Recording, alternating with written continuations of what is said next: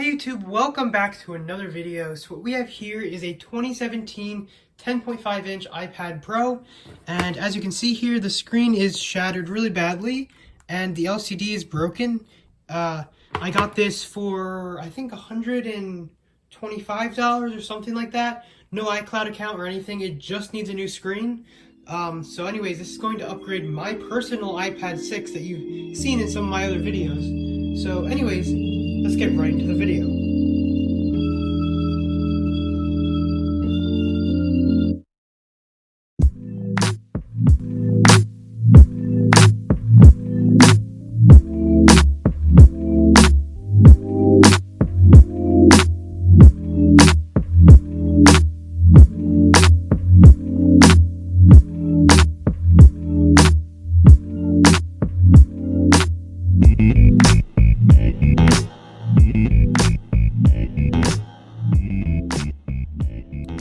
So the old screen has been removed, and one thing I wanted to point out is that this iPad is a little bit bent, as you can see from here, and the battery is rippling from it, which shouldn't be a big deal, but that is just one thing to look out for. If this is too rippled, you'd probably want to replace it.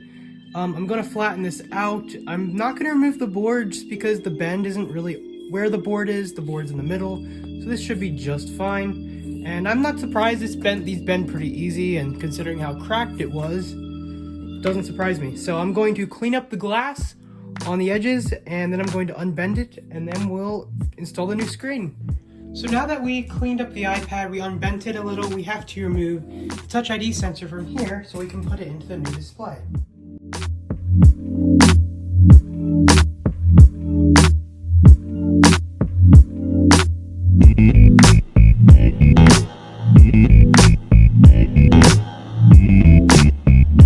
So we removed the home button, and now we just need to install it onto the new screen, which I thought I'd show you the box because this is pretty fancy. It opens up kind of like an Apple box would, and we got more protection, screen with bubble wrap, and then another piece of just foam at the bottom. So I don't know, I just thought that was cool. Anyways, here's our screen. Let's install it on the iPad.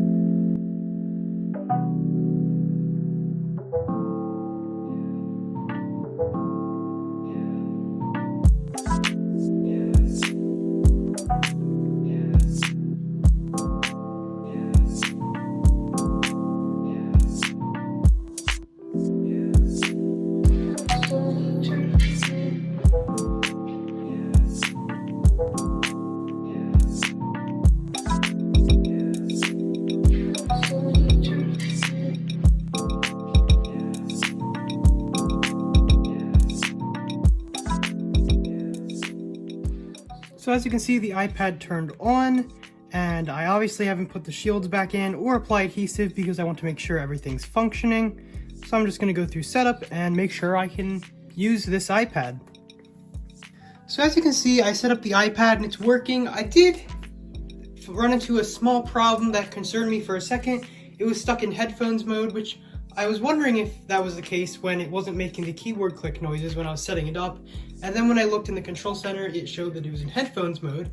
And I tried cleaning out dust, and I tried plugging headphones in, and I determined that the dust wasn't the problem and that there was nothing stuck in the headphone jack. So I was kind of concerned, but then I just cleaned it out with isopropyl alcohol. So I guess there was just something really caked on it because it's completely fine now. So anyways, yeah, now we can put the adhesive on, put the shield back on, and close it up.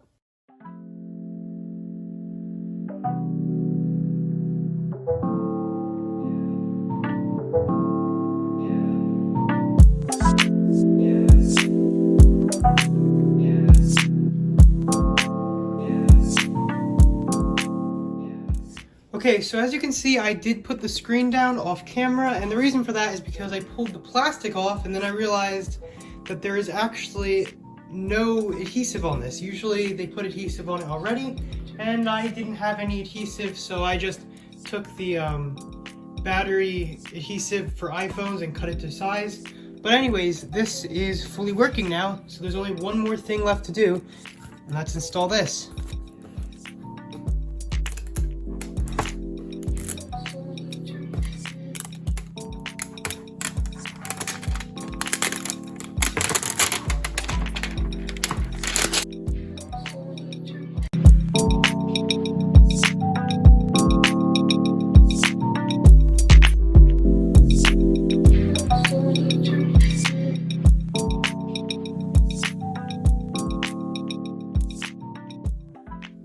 So as you can see, my iPad is now fully ready to use.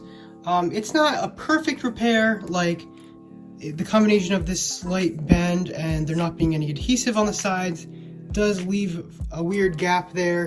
And there is also a little bit of a white spot right there, which is very common. It's not the screen itself, it's the way it lays down on the iPad. And as you can see, unless if I kind of really press there, you don't see it. So anyways, yeah. So one more thing I forgot to mention is that the total cost of this repair for the iPad and the parts was $295. Buying a used iPad of this model ranges from $350 to $450. So I got a really good deal on this because not only was it like $50 cheaper than the cheapest ones, it also has a brand new screen. So yeah, anyways, thanks for watching and I will see you in my next video.